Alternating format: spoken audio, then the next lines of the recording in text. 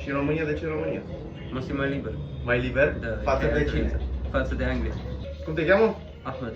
Ahmed. De unde ești? Sunt jumătate român, jumătate arab. Arab? Foarte tare. Cine e tatăl tău? Da. Și stai pe aici, prin zonă, nu? M-am mutat acum 6 luni. Acum 6 luni? Da. De unde? Am stat în Germania Ok. și ultimele 4 ani în Anglia. Și în România, de ce în România? Mă simt mai liber. Mai liber? Da, Față e de diferența. cine? Față de Anglia. Ok. Și în Germania am stat toată viața și mi s-a Ai muncit acolo? Am crescut acolo. Ce ai muncit? În Anglia am fost manager de un magazin. Deci, Și în România? în Germania sau Și în aici. România ce faci? Aici lucrez în birou, la corporație, dar sunt puțin mai sus. Ok. Păi și mama ta e româncă, nu? Așa, ați venit oarecum în țara... Eu singur, Doar singur ai venit? Da. Și ai tăi unde au rămas? în Germania. Frații și mama au rămas în Germania. Și de ce doar tu? Eu mă prind, îmi place să mă prind. Am înțeles. Și te mai uiți să te prinzi. Foarte bine. Câți ani ai? 28. Mulți ani ai. Mulțumesc. Unde te-ai dus până acum? Până acum? Aici, Până acum, da. la Alexandriei, fost vis-a-vis de la Carrefour, Alexandriei. vis-a-vis de Carrefour e o frizerie. Ok. Nu știu, da. Acolo te-ai dus până acum, nu? M-am tuns și pe la mine, pe la muncă, pe acolo, că lucrez în ziul lui. Ok, tocmai în jurul. Da, și cu orele de muncă e mai greu să mă Cum duc muncești? după muncă. De la 10 până la 7. Și astăzi ai fost liber? Da. Și Cât mâine vrei să am rămâi de sus? Atât e ok sau mai puțin? puțin mai mult, dacă. Puțin mai mult? Da. Ok. Atât, e bine? Da. Că crește repede pe urmă. Am înțeles. Și mâine. În ce domeniu ești? Ce faci la birou? Adică cu ce te ocupi? Avem mai multe proiecte, Mhm. dar proiectul nostru sunt camere de vlogger, vizualizări gen 360 de grade, ca un fel de GoPro, cum le au și aia, da. Și acolo ne ocupăm actual de technical, suport, dar o să urmeze și reparația, deci proiectul crește cât mai mare. Și ești de puțin timp, deci de câteva luni, nu? 6 luni. Cum ai ajuns la ei? Să lucrezi acolo? M-au S-a sunat făcut ei. ție sau M-au sunat ei. ai aplicat tu? Nu, m-am băgat CV-ul pe eJobs. Am înțeles și au văzut acolo CV-ul pe care ți l-ai băgat tu și te-au sunat ei. Și ție ți-a convenit și salarial și Salariul e foarte bun față de România. față foarte bun, nu? Important este să fii mulțumit. Și rămâi aici sau o să mai pleci? Nu, rămân aici. Rămâi actual. aici, nu? Actual. Zic dacă rămâi în România. Da, nu, asta am de gând. Ai de gând să rămâi în România, nu? Mhm. Dar nu e mai bine în Germania? Din și salariu... Ca și salariu, ca și... Nu, deci poate pentru mine care a crescut acolo toată viața și așa, poate nu mai e focul ăla să stau acolo și așa. Așa pentru alții... Dar vorbești bine română. Mulțumesc. Cum ai învățat? Vorbeam acasă și acum la muncă. Vorbiți în casă mult, nu? Am gândit că vorbiți bine, m-am gândit că vorbiți mai mult arabă sau... Nu, germană mai mult cu frații mei și română cu mama. Tu ești cel mai mic dintre frați? Nu, al doilea mare. Mai am o soră mai mare și după aia mai vin doi frați mai mici ca mine. Deci sunteți patru tot. Aha. Și toți au rămas în Germania, nu mai dă intrat aici. Da. Și stai cu chirie în Făsălaș? Ce apartament sau garsonieră? În garsonieră, dar e mare rău. E mare, nu? Da, e mult mai de ajuns pentru mine. Pentru ce nevoie tu, da, eu cred și eu că e destul de mare. Cât dai chirie? 350? Bine, 400 de euro? Da, 350, în total 400 Cu tot, cu utilități, cu tot. Toate. Într-adevăr, în Germania nu prea găsești la Mărești. Nu, e și diferența la bani. Am observat și la prețuri. În Germania pentru o garsonieră dai 900-1000 de euro. Ca și proprietăți pentru chirie și așa, în Germania sunt foarte scumpe. Sunt foarte. Foarte scumpe. E salariul mai mare, de bază Este e salariul mai și- mare, dar și cheltuielile sunt mai... E și sistemul mai bine, dacă stai și te În gândești. Germania. Și de la locații și de la toate alea e sistemul foarte bun. Dar dai seama că orice țară se strică când oamenii care au putere sunt greșiți acolo. Corect, da. Mulți zic că e bine în Germania, știi, și nu vor să se mai întoarcă, dar bine. Asta vorbesc români care se mai întorc. Intră foarte mulți oameni din stradă, de pe Mero, funcționăm și cu Mero, adică ne găsiți și pe Mero, Google. Spui dacă e destul de scurs, dacă vrei mai scurt de atât. E bine așa. E bine așa, nu? Ok.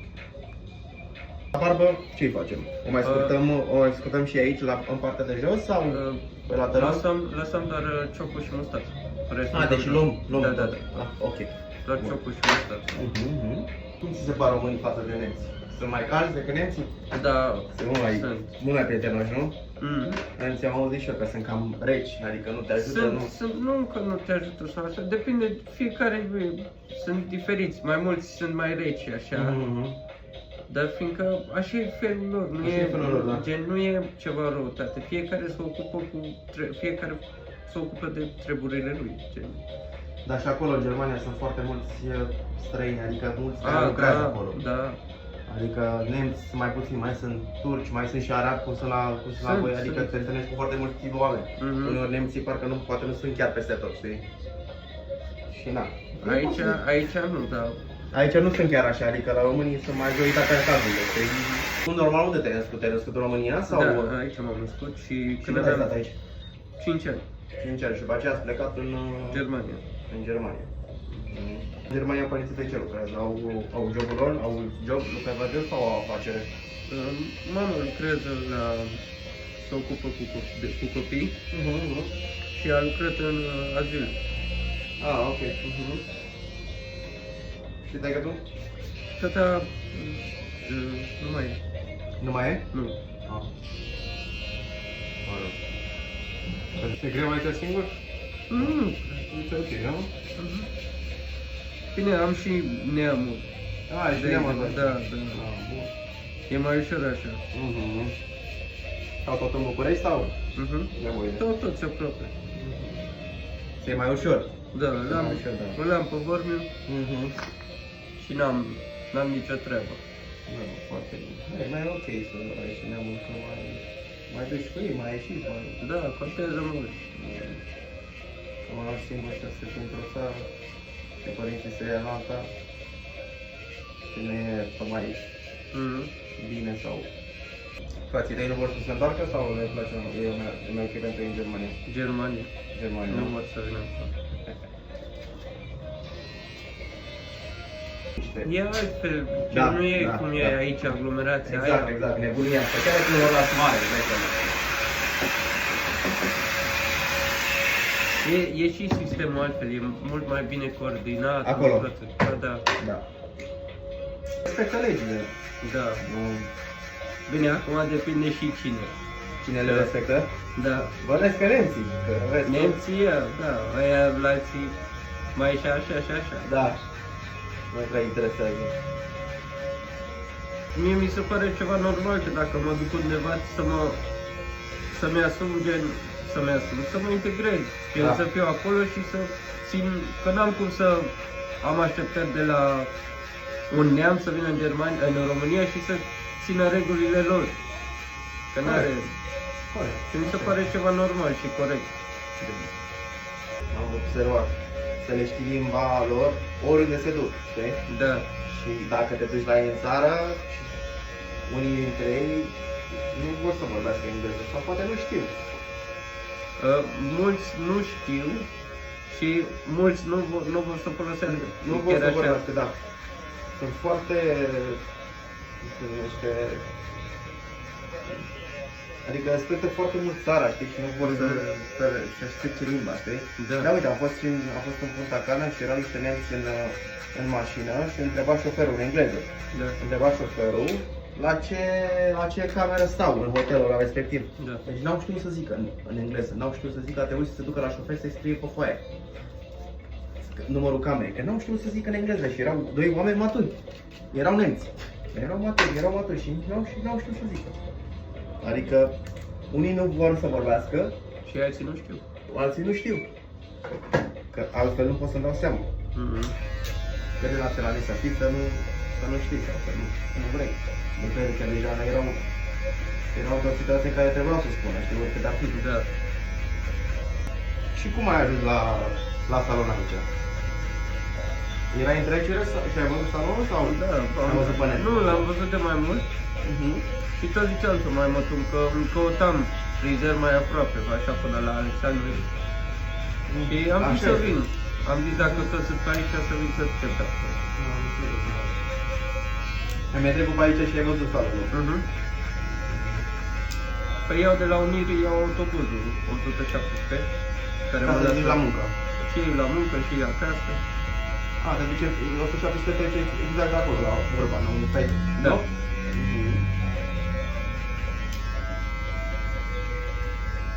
Și mai schimbi ceva mașini până sau tramvaie, ceva până la muncă? Iau 117? până la Unirii mai iau 2 metrouri. A, e metrou. Față de Germania, metroul din România e nimic. Eu am fost surprins când am ajuns în München și ca să mă duc în terminalul 1, terminalul 2, a trebuit să iau un fel de metrou. Da. Știi?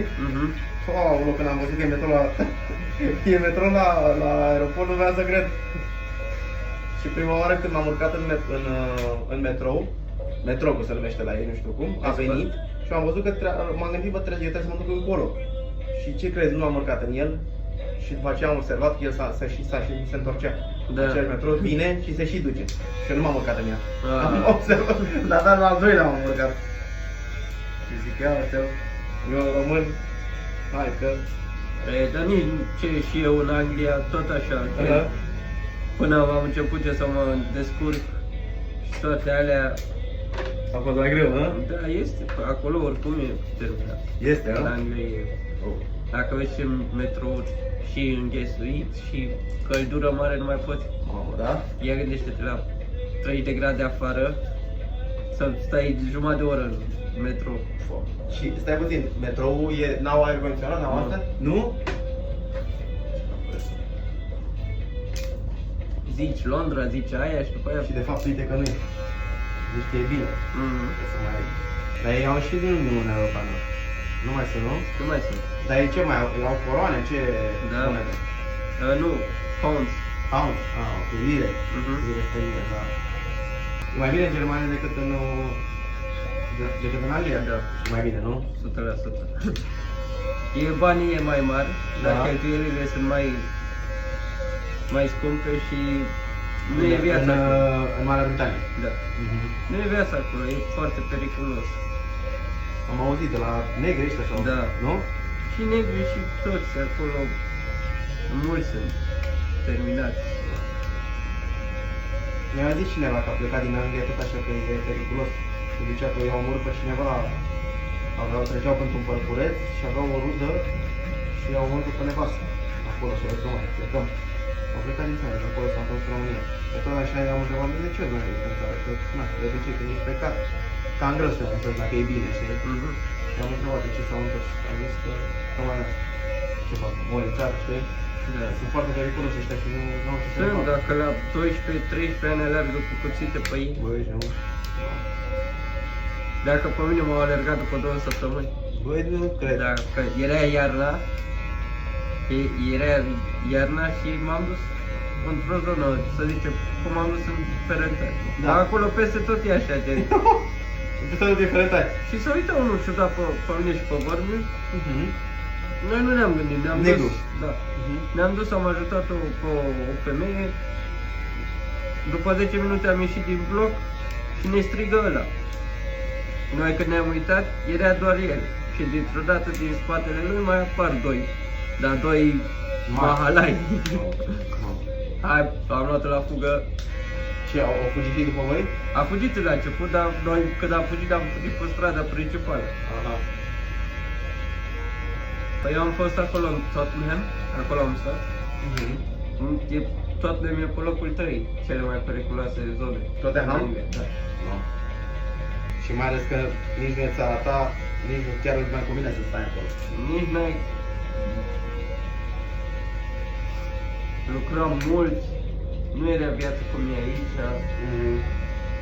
Deci ai mult acolo. 7 din 7. Acum eu zic fiecare să-și aleagă. În America ai fost până acum? Nu. Ce părere ai de America? Mi-ar plăcea să mă duc să o vizit, dar nu să mă duc să stau. Ah, ok. Să vizit așa nu. De ce nu ți-ar plăcea să stai acolo? Nu știu, cred că e mai terminat ca Anglia. Eu zic că tot așa, acolo e mult mai mare nebunie, adevăr. Dar cred că, da, depinde unde te duci, că sunt zone, cred că. Da, Și acolo sunt zone mult mai răufamate ca Ferentariu, de exemplu. Dar, însă cred că, nu știu, am văzut români și mulți nu s-au mai întors. Deci nu cred că e chiar așa rău. Da, păi depinde și unde te duci. Da, așa zic și eu.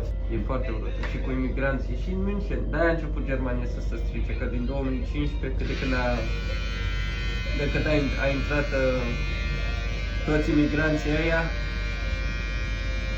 se strică. În Dubai ai fost până acum? Poți să vorbești arabă, nu? Știi bine și arabă să vorbești, nu? Nu. Nu știi? Nu, că părinții mei s-au despărțit și am crescut la mama. Ah, ok. Dar ai cunoscut pe taică, nu? Da. Ai cunoscut.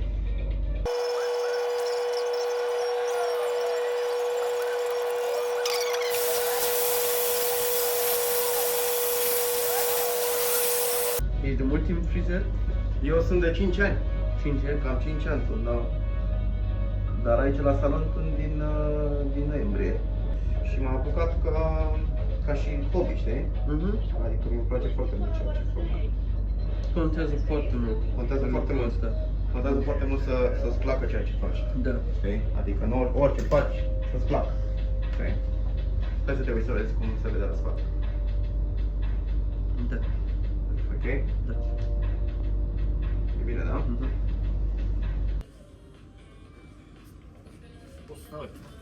Unde doriți voastră?